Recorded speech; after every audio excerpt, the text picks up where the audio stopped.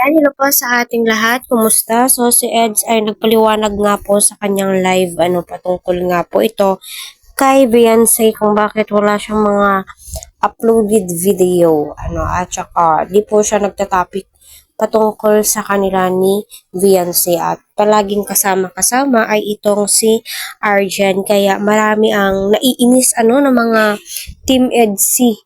Galit na galit sila dahil nga po bakit palaging magkasama si Edo at saka si Arjen. At alam naman po nating lahat na itong si Arjen ay isang nga pong beneficiary ni Kalingap Edo at bunsong kapatid po yung turing niya kay Beyonce. Ayan, hello po sa inyong lahat. Marami po salamat sa team EDC na naka-tune in dito sa aking channel.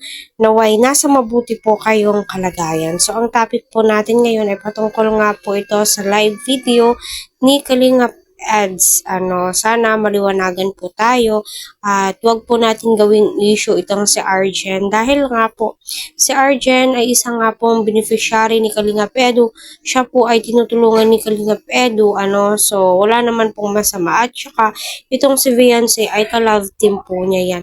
Hindi na po yan mai-erase, at hindi naman po pwedeng i-vlog ni Kalingap Edo itong si Beyonce or itapik sa kanyang live bilang respeto sa kanyang pinsan na itong si Kalingap Rab. Kaya nga po sinasaladuhan siya ni Kalingap Rab, pinupuri po siya ni Kalingap Rab sa kanyang mga live, no? 'Di ba pinuri siya ni Kalingap Rab dahil nga po sa angking kabaitan ni Eds, napakarespetadong tao, nirerespeto niya bawat desisyon ng kanyang pinsan. Kaya napakaraming blessings ang dumarating, no, kay Edu. So, panoorin muna natin tong video to. Channel natin dapat doon tayo mag-focus sa akin pagtulong sa mga tinutulungan ko gaya ni Arjen.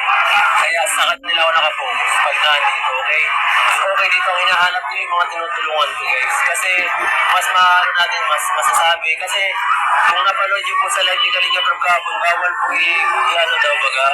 bawal mo nang pag-usapan yung mga kagaya nila. Kasi nila Carla, kasi po yun, nakakasira sa views, nakakasira sa Carla, at nakapektuhan din yung mga reactor na may trabaho. So, ayun nga po mga kalingap, no. I hope na maliwanag na po sa inyo na wala pong namamagitan kay Arjen at kay Kalingap Edu.